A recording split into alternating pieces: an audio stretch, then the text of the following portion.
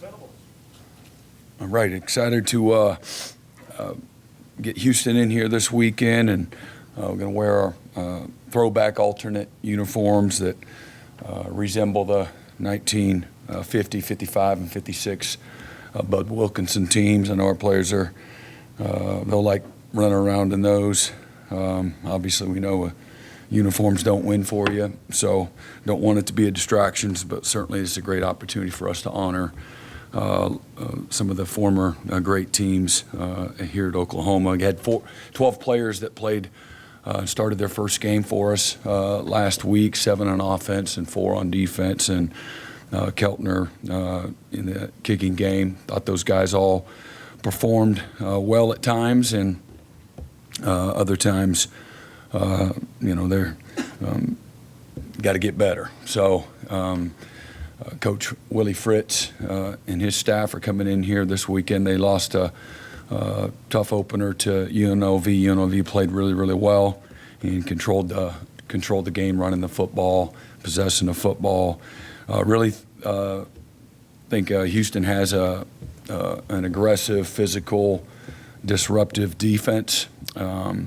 They've got a couple of former Sooners on their defense as well, and they brought a couple of several transfers, but a couple from Tulane where they played excellent defense. Number 2 and number 5 are really good football players, guys that have played a lot of football. I believe they have roughly 17, I think, players in their 2 deep that are seniors, and then several others that are juniors. Only, I think, 3 freshmen that are in their 2 deep. So it's an older team, but it is a new team. Over half their team is brand new. Coach Fritz's teams, the last 2 years, they're 10-0 in true road games. So he knows how to get his guys ready. The last time they were here representing Tulane at the time, obviously it went down to the wire, and we were able to pull it out 40-35. Coach Fritz and his staff are really known for being well coached and incredibly disciplined, patient. I'm going to play a tight game, try to get it to the fourth quarter, try to possess the ball, run it a variety of ways, and take their shots. And excellent in the kicking game. Really, really good. They've got some real playmakers in their kicking game, return game in particular, really explosive players. They've got explosive players on offense. Donovan Smith is a guy that's taken over 1,600 snaps in the Big 12. Big, strong, and athletic, and really dangerous. And they've got a couple of their backups that are very similar, almost clones to him. Big, strong running back, and again, long, explosive receivers and tight ends. So ought to be a good matchup, and certainly a step up from where we were a week ago. We'll start in the middle aisle. Eric Bailey. Coach, I want to ask you about a certain player, Petaway. We talked about the wide receiver position. Can you talk a little bit about him? You mentioned him about being a little versatile, can play inside, outside. What can he bring to this offense, and how much does his versatility allow you to maybe depend on him and contribute a little bit more? Yeah, he's fast. He's got a good catch radius. He's really a explosive player. He had a hamstring injury the last few weeks. It just kind of kept him from being full speed, and even going into last week, we didn't know what his availability was going to be. And but he's ready to go. And he can play inside and outside both. And so I think he's got a chance to have a really good career when it's all said and done. Mm-hmm. Go down the line, Ryan Abram. Yeah, Brent, we talked to Trace Ford last night. He talked about some of the difficulties in getting this defense down as a new guy when he came in last year, and how long that took him. Got obviously a lot of new faces on that defensive line. What is it about what you ask those guys to do that makes it sort of difficult to get down, and how those guys, Dominic and Jaden in particular, been able to overcome that? Well, again, I just, some people it's more difficult for than others. you're learning a brand new system, whether it's offense or it's defense, whether it's at Oklahoma, or it's anywhere. There's a challenge, because you're not familiar with it in any way. Not the language. You got to learn a new language. You got to learn the techniques and how we're going to play things. And so I just think there's a learning curve no matter where you go. Whether it's what is the degree of difficulty. You named two guys that one got here in June, and the other got here as a true freshman in January, and they were the two starters, and they played pretty good. So I don't know what it is. Again, I think some people pick things up a little quicker. Some people are a little more diligent than others, and but I couldn't tell you, what those additional hurdles might be. Barry? Did you have a follow-up? Well, just some of the things that you do with moving those guys around and things. Obviously, defenses do that a lot, but is there anything specific about what you like to do up there that makes it maybe a little bit more challenging, or is it just... I don't know. I don't know how an offense, might look at it. We might do the exact same thing out of, 3 or 4 different looks. And so our presentation at times can maybe create some challenges. The coach might know, but the player, doesn't necessarily see it that way. So to me, there's a lot of simplicity that looks complex. Mm-hmm. Yeah, Brent, you talk about the uniforms. Some coaches, when they come in and take over a program, they get into all kinds of stuff, like logos on the field, uniforms, all that. How much of that did you do? Stuff, as you said, doesn't really matter. Yeah, I mean, I've not requested to do anything. So if it's been put across my desk, I'm a pretty good teammate. So if the powers that be that request that we want to do something a little different and honor, maybe again Coach Wilkinson and some of his teams, I think that's great. What do I need to do? And it's pretty simple for me for the most part. So. Jenny? Brett, when you decided to hire Doug Deacon to coordinate special teams, what was sort of your goal with that hire in general? And then with Doug in specific, what made him the right guy for that? It seems like we're seeing some pretty good early positive results with especially your field goal kicking. Yeah, well, the number one goal was to bring in somebody obviously that could make us better, but really I know the numbers didn't necessarily say so, but schemes, philosophy, structure, communication skills. I felt that we were in a really good place. So I want to continue to build on foundationally what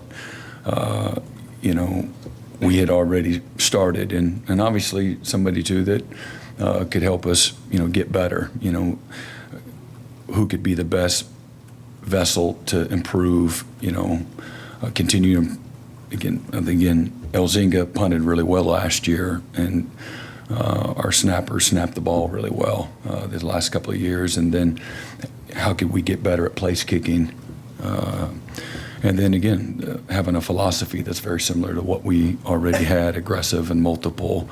And again, having somebody that was a good teacher and a good communicator, effective, and could relate well with the players and get the players to buy in, be excited about special teams. So Doug had a long pedigree, just at really for the most part at one place, but a high level of success and consistency, and couldn't find anybody that had anything bad to say about him. Only incredible things. And again, his if the tape is the resume for the players, it certainly is for the coach. And he had an excellent resume over a long period of time. But just I liked his energy. I liked his passion for special teams. Believe it or not, some people are doing special teams, but they'd like to get in and be a position coach is what they would rather do. And that's fine too. And there's a lot of really successful guys that do that, but I wanted somebody that was really passionate about, doing all things special teams. George. Yeah, Brent, two-parter for you. First of all, how is Troy Everett doing? Is he close to getting back for you guys? He is. And maybe this week or a couple weeks? He's close. It's close. Secondly, that center position, it seems like you guys have had some just bad luck injury-wise. Several guys just kind of banged up there. How difficult has that made it for the offensive line just to be cohesive when that guy in the middle just hasn't maybe been available to you guys? The ball goes through him every snap. So obviously that's a really, they're all important positions, but getting that position, where it needs to be is having somebody available there is really important. So we're working through that and like where we're at, from that standpoint, and expect us only to get better there. Ryan Chapman. Brent, Freddie had noted forced 4 fumbles last year, the 6 fumbles total. What did you see kind of from those plays that's like replicable from week to week? Was that just a bigger emphasis this offseason, things like that? No, not a bigger emphasis. I think when you have returning experience, they're going to play more aggressive, more sound, more sure of themselves. They're going to have better angles to the ball. You're year 3 into the system. Very few new players. Guys that are forcing those fumbles are guys that are, several of them in their 3rd and their 4th years here at playing college football. So I think, again, positioning is really good and effort is really good. Again, the guys that are playing really hard and aggressive because of all the things I just said, and guys taking a lot of pride in their opportunity. Good things happen when you play with great effort and you're physical. Middle left, James. Brent, you lost a couple of receivers, but Emmett's recruited really well there. And Nick Anderson, you hope gets back soon. What's his status? But what about some of the young guys you have in this program at receiver that that were highly thought of when you brought him in? Yeah, Nick will be back sooner rather than later. And again, young guys are going to have to grow up, quick. And so I know we know who all those guys are. You saw Reagan's in the game. You saw Kearney in the game. You saw carry on a little bit. Certainly Petway still just a sophomore that didn't play, tremendous amount of snaps a year ago.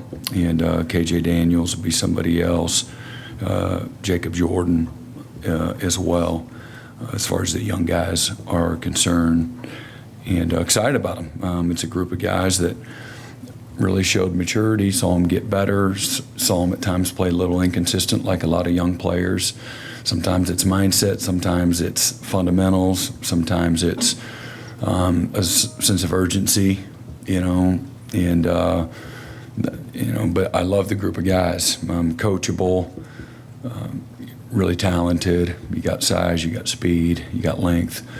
You got a lot of the things that you want, and the toughness too. They'll take on the disposition of their coach, and Emmett does a great job bringing out the best in guys, and he's tough and demanding on them, but we try to recruit guys that want to be challenged and are looking to be coached and held accountable, and Emmett does a great job of that. Yeah, Brent, Dion, and Bauer took their official visit together, going through the transfer cycle. Anything stand out about that visit, and when did you guys as a staff know that these are guys I need to be part of the 2024 team? Yeah, really both of them on the phone. We'd already done the film evaluations, and I didn't meet Bauer in person until he came on his visit. I did meet Dion, and both of them through several conversations. Dion more than Bauer.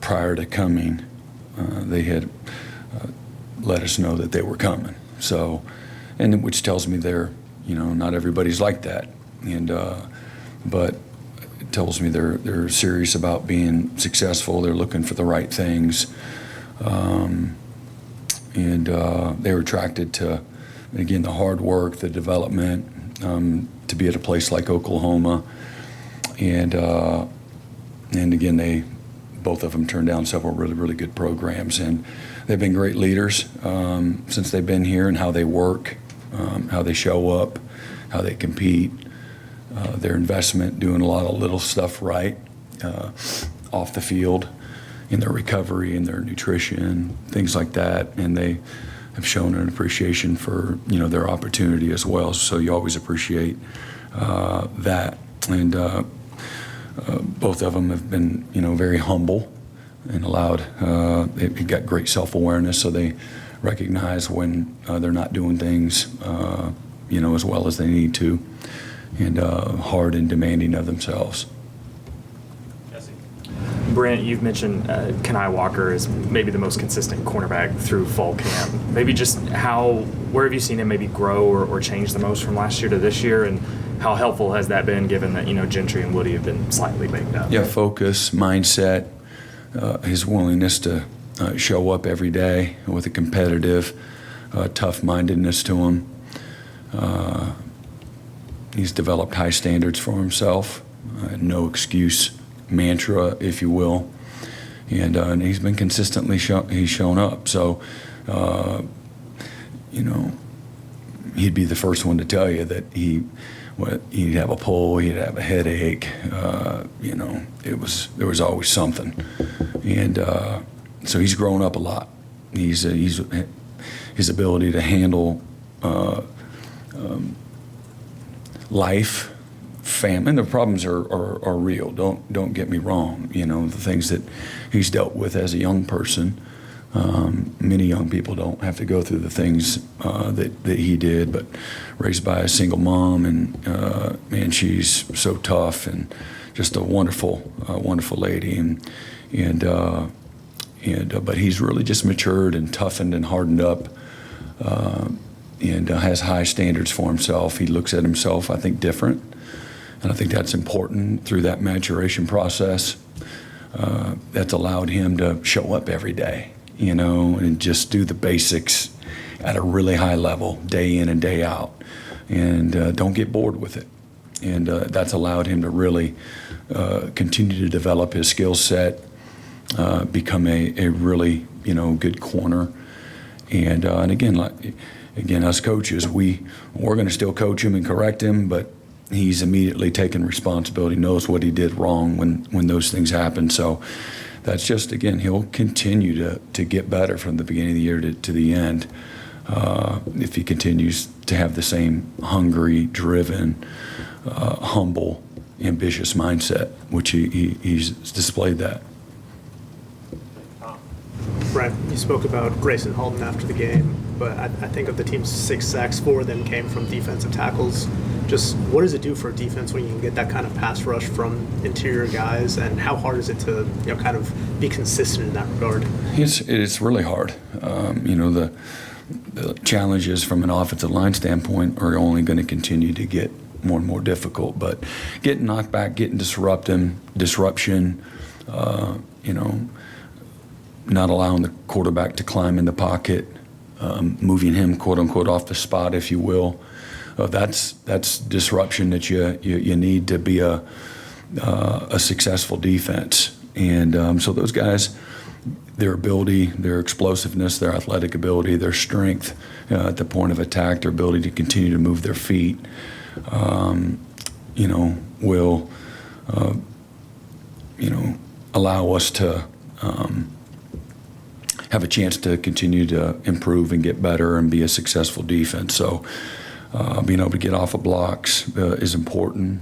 Some guys are just disruptive and they're not great at getting off of blocks. Our guys, have the athletic ability, but they also the skill to play quick and be able to get off blocks and be able to make plays. Up to this point, again, it's a small sample size, and they pass that test, and there'll be many more tests as we go along. But I think having confidence in the system and liking to play, you would think everybody likes to play. That is definitely not true. And our job as a coaching staff is to identify people that like it, that are passionate about it. I think that makes it a lot more fun, even through the challenges of development and trying to fight for success. That's enjoyable. Even if you're not having a great day, at least you're dealing with people that like it. They they have the same vision that you do. They show up to practice and they're excited to go dominate this moment. They, go have a great walkthrough, go have a fun, engaging flex, and then, they like to quantify winning and losing in every competitive situation, whether that's inside, that's team run, that's third down, that's a 2-minute drill. They want to win and want to win bad, and that's infectious. Now, our job as a staff is to identify that, bring out, we want to nurture that, but you can also develop it to a certain degree, but some guys don't like it. It's going to be hard. And believe it or not, there's some guys that don't like it. So, we try to avoid those kind of guys in the recruiting process. And then sometimes they come in, they're a little bit immature and they're ultra talented and they don't love to be strained, but man, they can really play. And so you have a little more tolerance for a certain amount of time, and then you gotta get them better. And you do that by holding them to incredibly high standards, and then you want to try to inspire and motivate them too. I think a good coach can figure out, what those buttons are and try to get the best out of them. So not an easy chore.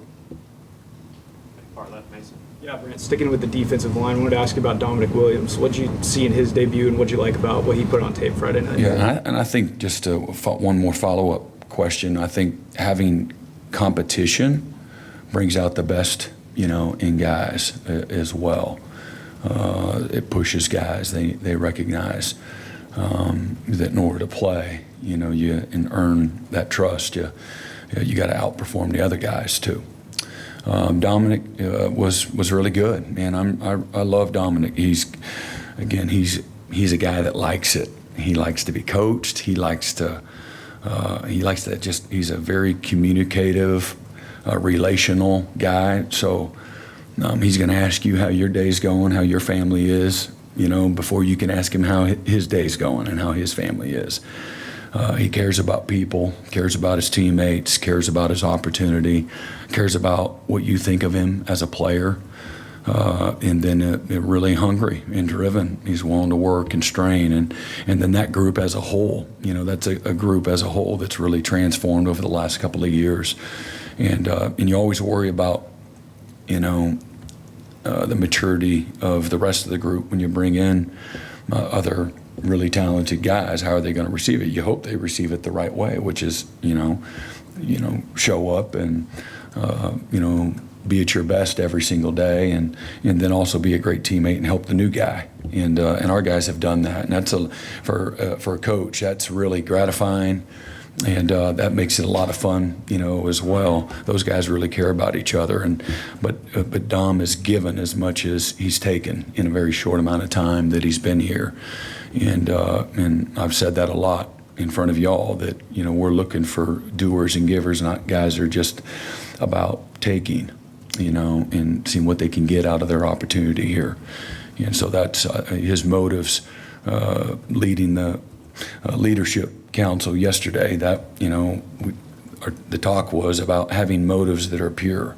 When your motives are focused on the right things, this is a game that will give you favor, and if you live life with pure motives, if you will, life will give you favor as well. And so he was one of our leaders in there, and his motives again are pure. And that doesn't mean you can't.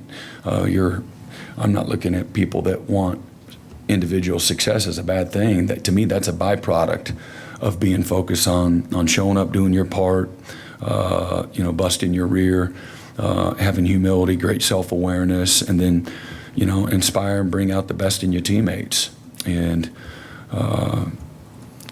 maximizing this small window, very, very, very small window that you have to play the game. And so he's somebody that epitomizes that, in my opinion. Mm-hmm. Second row middle, John Hoover.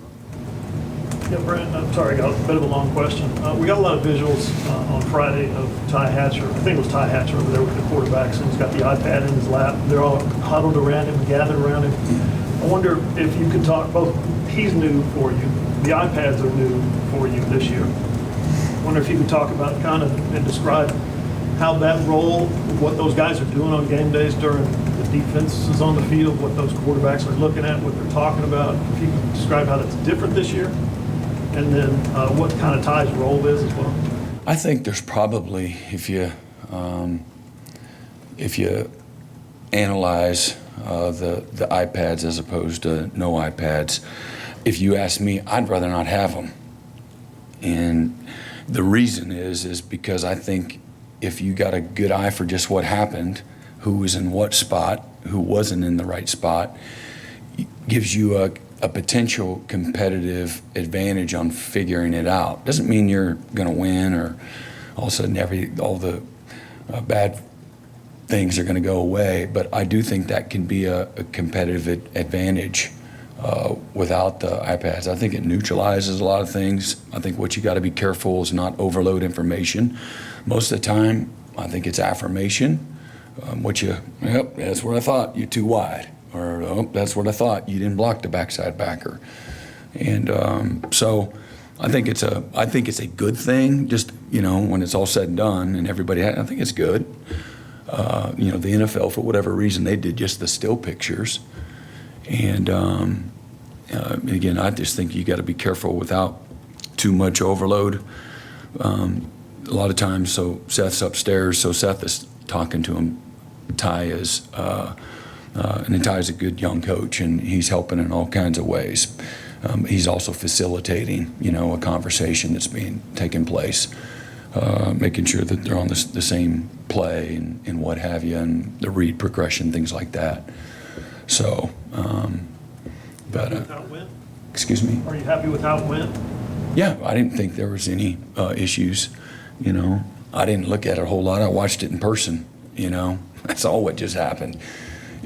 Somebody gave up penetration in the A gap. And a quarterback had to throw it early or whatever. But it's an excellent resource that everybody has now, and I think that you just kind of like the transfer portal has created more parity. I think this will be another thing, like maybe a guy that doesn't have great field vision, that golly, he figured it out on Sunday. Now he can figure it out in real time on Saturday, and so probably helps create more parity. I know in breaking down a play, you would think that it definitely would, have more parity as a byproduct. Mm-hmm. Time for a few more. Third row right, Eli Letterman. Hey, Brent, we across the country this weekend saw a lot of first-year guys starting games, making plays. You and Jaden start Friday night. Do you sense a difference in 2024 in the readiness of some of these first-year players than maybe 5 to 10 years ago, whether it's enrolling mid-year or what they're doing before they get on campus? Yeah, because I think that's because the rosters, there's so much turnover.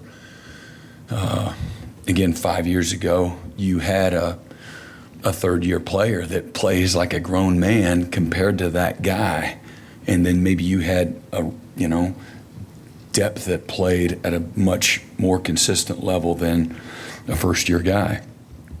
And now I think it's probably normal that you see somewhere in that 30 to 40% turnover almost every year, if not more. And so those first-year guys have to play, and maybe they came with previous experience, and so that helps them. There's still a learning curve, as we all know, for the reasons we've already spoken about. So, I think it's the norm now.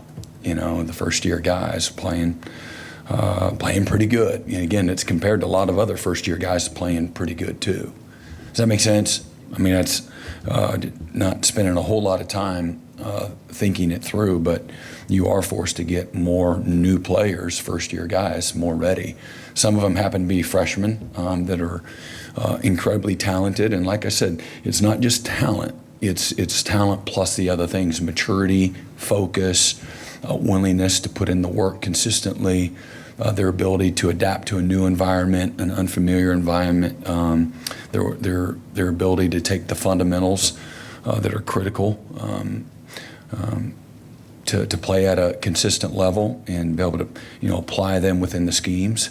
And that's what a guy like Jaden Jackson, as I said, we spoke about him a week ago, his block rec, his ability to play with low pads, his lack of wanting to see where the ball is, that a lot of young players, they want to see where the ball is. Sometimes old players do it too. We did it last year on defense. Our linebackers and defensive line, when we didn't play well, we're getting nosy trying to make plays and see if I can cheat the system. And you get exposed quickly when you do that. Every once in a while you can make a play, when you don't value, doing the little things right all the time. But, Jaden plays with, fantastic eye discipline. But that's how I see, why you see more and more first-year players playing significant roles. Okay, left side, third row, Cliff Brown. Yeah, Coach, Taylor Tatum generated a lot of excitement with the fans over the weekend. Obviously, he can run, and this kind of goes into what you were just talking about. But he's a true freshman, and a lot of times with true freshmen, it's not just the running the ball, it's the other things that may get them on the field or keep them off. Mm-hmm. How is he in those areas other than running the ball? Yeah, he's been good. DeMarco says he's smiling too much. And so I'll let some point in time Taylor tell you about that. But Taylor is incredibly talented. He has a light inside of him that you spend 5 minutes around him, you're like, man, I like this guy. He's an easy guy to pull for. He likes to play. He likes the locker room. He likes to compete. He's incredibly, talented. Where he's got to bridge the gap of all the little details and things of that nature that, again, he didn't get here until the summertime, played baseball all spring. But he's done a really good job, all things considered, of you don't, again, he only played a few snaps, and we threw him in there on the special teams too.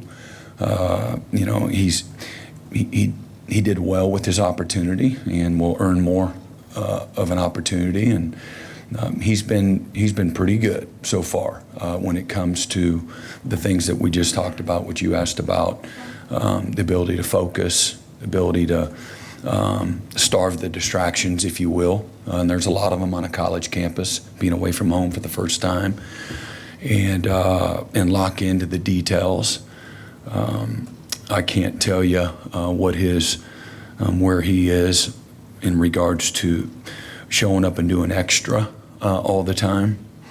I don't know where that is. I just don't know that yet. Just such a small amount of time. But there's a component of, again, recovery, nutrition, sleep, extra film study, on your own or with your other teammates. But he's been diligent so far in the things that we've asked him to do. And like I said, he shows up over here ready to compete every day, and he doesn't shy away from his opportunities. Far left, Curtis Fitzpatrick. Yeah, Brent, it seemed like Kendall Dolby was all over the field Friday night. What makes him a good fit for that Cheetah position? Yeah, again, he plays big. He's really skilled, but he's got great natural instincts for the game. Incredibly competitive, physically and mentally tough. He can cover man-to-man. He chews up a lot of grass quickly.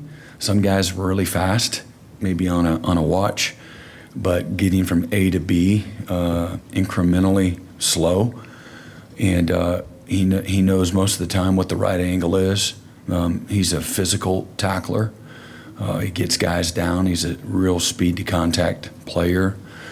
And then he's becoming more detailed. And, a year ago he got thrown into the proverbial fire from corner, to, not playing. And I spoke about this, a month or so ago, why we put him there right away. And then we had some guys get injured Justin Harrington and then Desan. And he immediately, we moved him inside because we were like, well, we felt that because he played that in junior college too, mainly inside at safety and then in the slot. And immediately, showed that he had a knack for that. And but again, like I said, he plays a lot bigger than his stature. Y'all interviewed him maybe a week ago or so, and you can see he cares about his opportunity, cares about his teammates. He's put in a lot of work. He's become a better student, than what he was. That was a challenge that we identified, a year ago. Hey, man, you need to show up. Everything that comes out of our mouth, you need to write it down. Let me see your book. So I'll read his stuff to his book. Sometimes it might embarrass him. Like, hey, man, look at yours and look at Johnny sitting next to you. Now who's serious about their opportunity? I already told you what you should do. I've lived a little life, had success, have sat in here with whatever player, and there's somebody before him and somebody before him and somebody before him, and you can name countless players that have had an elite level success and what their habits look like. And so getting people to buy into that is not always, I do think it's an art. You can make them do it, write it down, and they'll do that, but you really want, again, their motives to be aligned with your motives and being like, man, so you can make the game be slow so you can play this game a long time. And and I know he's a guy that wants to play. He loves to play the game. He wants to play it a long time. And so I think that you've seen this growth from the moment he got here to where he is, today, in this maturation. He would tell you he's a more mature young man than when he got here a year ago. And his level of details is in a different place with still all this growth in front of him.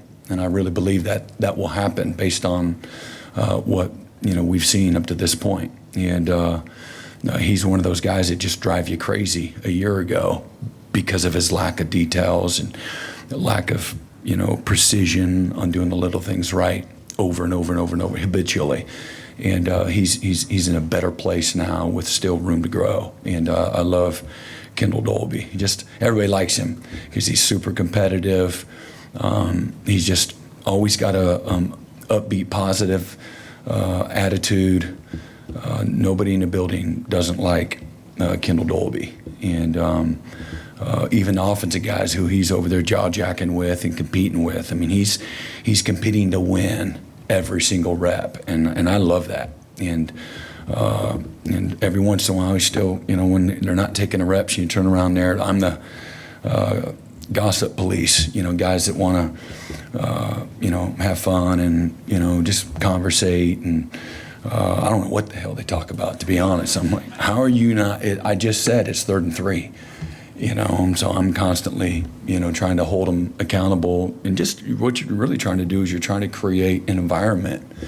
And we're closer to the environment that we want. We're a lot closer than we were a couple of years ago, but there's an expectation and an environment that you don't want guys to do it, out of fear of getting chewed out. You want to have them do it, out of fear of failure.